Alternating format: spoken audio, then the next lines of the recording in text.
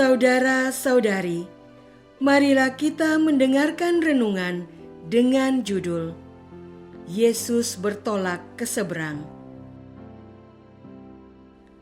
yang berdasarkan pada Injil Markus bab 4 ayat 35. Yesus bersabda, "Marilah kita bertolak ke seberang." Dalam nama Bapa dan Putra dan Roh Kudus. Amin. Saudara-saudari terkasih dalam nama Tuhan Yesus Kristus.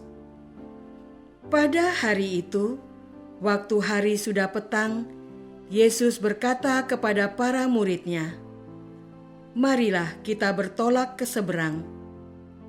Mereka meninggalkan orang banyak itu, lalu bertolak dan membawa Yesus beserta dengan mereka dalam perahu di mana Yesus telah duduk. Perahu-perahu lain juga menyertai Dia. Di tengah danau mengamuklah taufan yang sangat dahsyat dan ombak menyembur masuk ke dalam perahu sehingga perahu itu mulai penuh dengan air. Pada waktu itu Yesus sedang tidur di buritan di sebuah tilam. Maka murid-murid-Nya membangunkan Dia dan berkata kepadanya, "Guru, Engkau tidak pedulikan kalau kita binasa?" Ia pun bangun, menghardik angin itu dan berkata kepada danau itu, "Diam, tenanglah."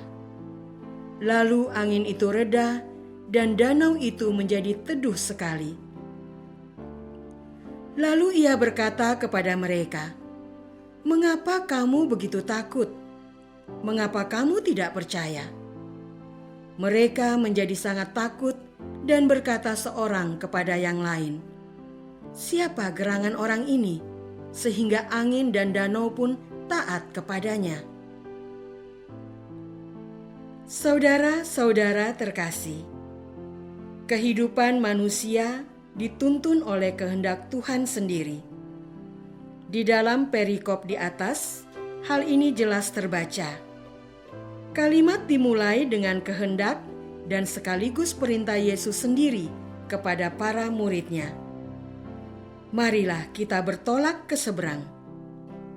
Kalimat itu mengandung dua kata utama, yaitu bertolak dan ke seberang. Yesus memerintahkan para murid untuk bertolak atau berangkat dari tempat saat ini kita berada. Hendak kemana? Hendak ke seberang, ke tempat yang lain, yang jauh, yang berbeda dari tempat kita sekarang. Mengapa Yesus memerintahkan demikian? Karena Yesus tidak mau para murid merasa nyaman terus-menerus dengan keadaan yang sekarang, di tempat yang sekarang. Karena di lokasi di mana Yesus dan para murid-Nya berada, mereka dielu-elukan oleh banyak sekali orang yang datang dengan berbagai motivasi. Ada yang mengharapkan kesembuhan, mengalami mujizat, pengadaan roti dan ikan, mendengarkan khotbah Yesus. Para murid mengalami euforia, dipuja-puja banyak orang. Para murid mengira bahwa karena perbuatan merekalah orang-orang itu datang.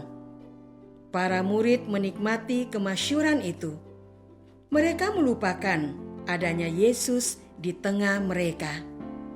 Berbagai mujizat terjadi karena Yesus. Berbagai penyembuhan terjadi karena Yesus. Berbagai pengusiran roh jahat terjadi karena Yesus. Bahkan Yesus pula yang menghidupkan kembali Lazarus dan anak janda dari Nain yang sudah mati. Tanpa Yesus, para murid kembali menjadi nelayan biasa. Tanpa Yesus, para murid adalah manusia biasa. Yesus, para murid kembali menjadi nelayan biasa. Tanpa Yesus, para murid adalah manusia biasa.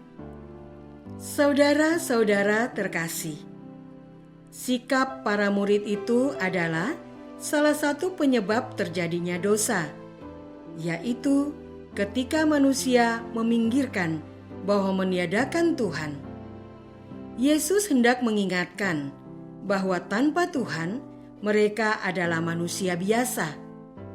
Itulah sebabnya Yesus mengajak bertolak ke seberang, meninggalkan kedosaan dan keduniawian kita, dan bertolak menuju ke seberang, yaitu ke dalam hidup yang sepenuhnya bersandar kepada Tuhan.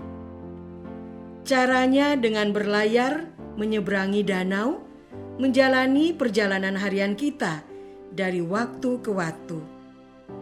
Cuaca di tengah danau bisa berubah sewaktu-waktu, dari angin sepoi-sepoi tenang, permukaan air beriak kecil, hingga pada suatu ketika awan tebal menutupi langit, meniupkan angin badai, menjadikan air danau berubah ganas, mengombang-ambingkan kapal-kapal yang sedang berlayar di atasnya.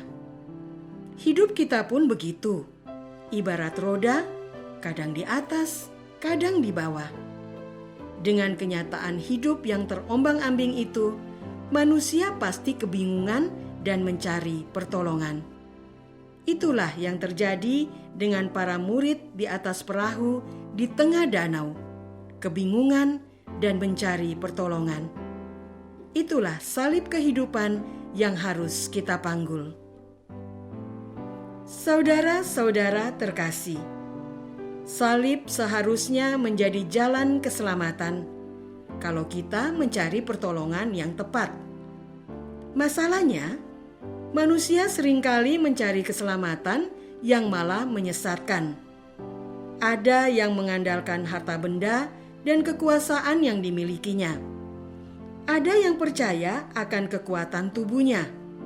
Ada yang mencari kekuasaan di dunia hitam. Ada yang mengagungkan ilmu pengetahuan dan teknologi. Namun sejarah manusia mengajarkan bahwa semua itu hanya akan menyelesaikan sebagian dan sementara waktu masalah manusia. Setelah itu, angin badai kehidupan akan kembali menerjang. Bantuan yang sebenarnya akan datang dari Tuhan sendiri yang berkuasa atas hidup dan mati, alam dan manusia, salib dan berkat. Itulah yang menyebabkan para murid bergegas membangunkan Yesus yang tertidur di buritan kapal. Hanya dalam satu sabda, alam di danau pun kembali tenang dan patuh kepada sabda Yesus. Tercapailah tujuan Yesus memerintahkan para murid-Nya untuk bertolak ke seberang. Mereka mengalami nasib kehidupan di atas danau yang bergejolak, tapi mereka mengalami keselamatan karena ada Yesus dalam kapal itu. Apakah kita terlena dalam kedosaan kita? Apakah kita mau menyeberang ke hadirat Tuhan? Marilah kita berdoa.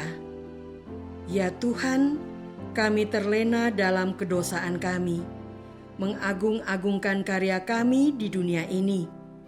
Kami menentukan sendiri hidup kami. Kami melupakan penyelenggaraanmu.